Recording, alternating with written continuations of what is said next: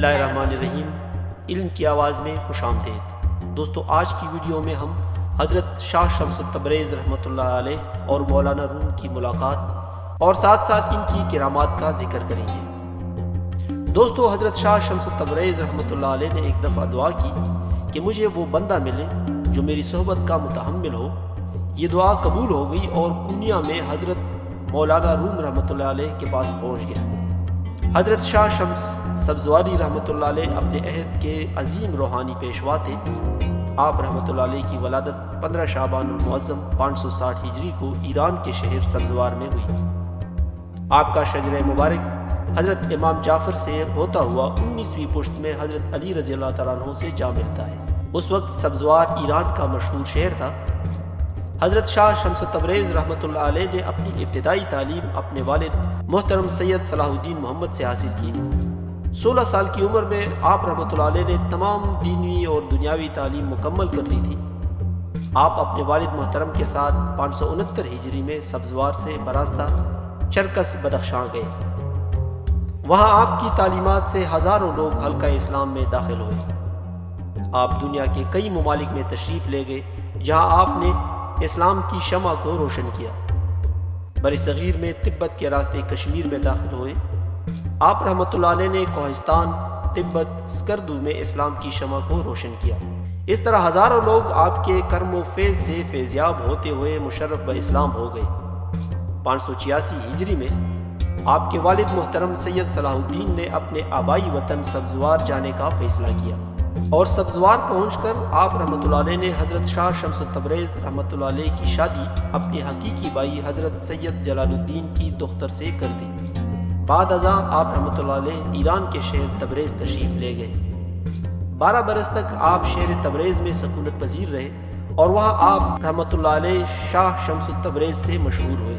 آپ کی ولادت سبزوار میں ہوئی، اس لیے آپ کو سبزواری بھی کہتے ہیں۔ آپ کے مرشد کے حکم پر پونیا تشریف لے گئے جہاں آپ رحمۃ اللہ علیہ کی ملاقات اس وقت کے عظیم عالم دین مولانا جلال الدین رومی سے ہوئی۔ پہلی ملاقات میں ایک مشہور و معروف کرامت معرض وجود میں آئی کہ مولانا جلال الدین رومی اپنے درس میں طالب علموں کو تعلیم دے رہے تھے کہ حضرت شاہ شمس تبریز رحمۃ اللہ علیہ دوران درس تشریف لے گئے، جو کہ نہایت سادہ لباس میں تھے اور مولانا رومی کے قریب بیٹھ گئے۔ مولانا رومی کے قریب چند کتابیں پڑھی تھی۔ حضرت شاہ شمس تبریز رحمۃ اللہ علیہ نے مولانا رومی کی طرف مخاطب ہو کر کتابوں کی طرف اشارہ کیا اور پوچھا، یہ کیا ہے؟ جواب ملا، اسے علم کہتے ہیں جو کہ آپ نہیں جانتے، آپ کو اس سے کیا نسبت؟ حضرت شاہ شمس تبریز رحمۃ اللہ علیہ نے مولانا رومی کا یہ فقرہ سنا تو جلال میں آئے اور تمام کتابیں اٹھا کر پانی سے بھرے تالاب میں ڈال دی۔ مولانا رومی کو آپ کے اس عمل پر بڑا غصہ آیا اور پریشانی کے عالم میں آپ رو پڑے اور کہا، اے درویش، تم نے یہ کیا کر دیا؟ میری تمام روح کی غذا تم نے ایک لمحے میں ضائع کر دی۔ کتابیں بڑی نایاب تھی، اب کہیں سے نہیں ملے گی۔ حضرت شاہ شمس نے جب مولانا رومی کی آنکھوں میں آنسو دیکھے تو فرمایا، تمہاری روح کی غذا اگر تمہیں مل جائے تو؟ مولانا رومی نے کہا، یہ کیسے ممکن ہے؟ آپ رحمۃ اللہ علیہ نے دوبارہ پانی میں ہاتھ ڈالا۔ سب سے پہلے پانی میں سے وہ کتاب نکالی جس کا مولانا رومی کو زیادہ صدمہ تھا۔ جب حضرت شاہ شمس تبریز نے وہ کتاب مولانا رومی کے ہاتھوں میں دی تو کتاب کو پانی کے قطرے نے بھی نہ چھوا تھا۔ مولانا رومی نے آپ حضرت شاہ شمس تبریز کا یہ کمال دیکھ کر حیرت سے پوچھا، یہ کیا ہے؟ آپ رحمۃ اللہ علیہ نے مولانا رومی کو جواب دیا، یہ وہ علم ہے کہ جسے تم نہیں جانتے۔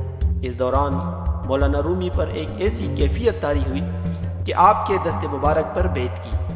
آپ رحمۃ اللہ علیہ نے مولانا رومی کو طریقت کے اسرار و رموز سے آگاہ کیا تو آپ رحمۃ اللہ علیہ نے اپنی پوری زندگی حضرت شاہ شمس تبریز کے نام وقف کر دی۔ مولانا جلال الدین رومی نے لوگوں سے گفتگو ترک کر دی۔